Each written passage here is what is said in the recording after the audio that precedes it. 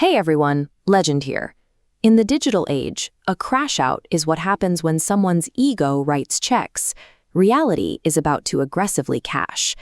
It's that exact moment when reckless arrogance completely overrides basic survival instincts.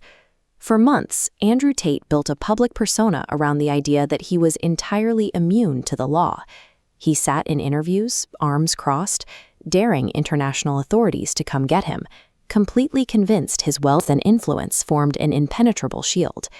He was claiming to be a Navy SEAL in this, and mocking the UK Prime Minister online, right up until the second Deputy United States Marshals showed up in Miami to execute a federal warrant. When a person is facing active international extradition on severe charges, standard legal advice is to stay quiet. Broadcasting your live location on Twitter and taunting a judge requires a specific kind of psychological vacuum, an echo chamber where you truly believe the rules no longer apply to you. Before we dig into exactly how he managed to trick himself, hit that like and subscribe button. We're going to dismantle the 3 false pillars of protection Tate thought he had. The reality is, his crash out didn't start in Miami. It started the moment he confused his ability to manipulate a social media algorithm with actual legal immunity. This diagram breaks down Tate's defense strategy into 3 main pillars: political, geographic, and legal armor. He thought these would hold up the ceiling and keep him safe. Let's look at the political pillar. Reports surfaced that Richard Grenell, a former U.S. Special Envoy, had multiple conversations with Romanian officials about the Tate case, prompting theories that high-level pressure was quietly securing his release. But when reporters directly asked Donald Trump if his administration pressured Romania, he flatly stated he knew nothing about it. Denying personal involvement completely kneecapped the idea of official backing. Even Tate himself, when pushed on camera about whether Trump's team actually helped him, couldn't commit. He backpedaled to saying he'd like to be optimistic. That hesitation is exactly where his political armor cracks and falls apart. Plus, there's a hard limit to the president's reach. A U.S. presidential pardon only applies to federal crimes committed within the United States. It offers zero protection against charges originating from a foreign jurisdiction like the UK. Banking your freedom on implied political connections is a fatal strategy. The moment actual criminal charges materialize, those same political figures will publicly distance themselves to avoid the fallout. With the political pillar crumbling, Tate relied on geographic armor. He relocated to the U.S., acting as if holding dual citizenship and planting himself in Florida somehow voided Romanian and British authority. His brother Tristan was doing the same thing.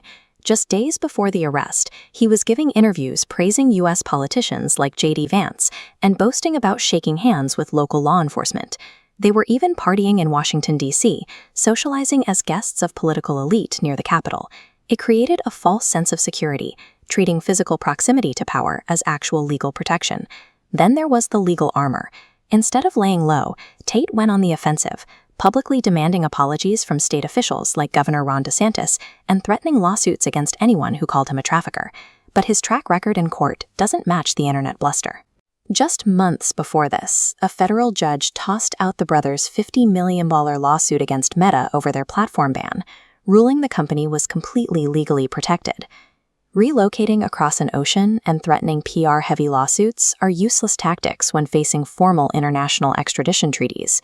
In the end, legal reality always outruns internet narratives. Strip away the social media posturing, the interviews in Beverly Hills, and the loud demands for apologies, and what's left is a highly structured, incredibly severe indictment.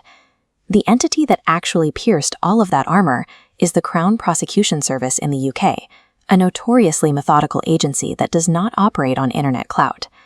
This chart compares the scope of their legal trouble. While the initial Romanian case had a handful of charges, the UK CPS has brought dozens of severe counts, including 7 additional charges of rape, multiple counts of human trafficking, and assault. It was Interpol coordinating the global effort that finally led to those U.S. Marshals knocking on the door in Miami. Geographic borders offered absolutely zero protection against a coordinated international warrant. Legend here, signing off.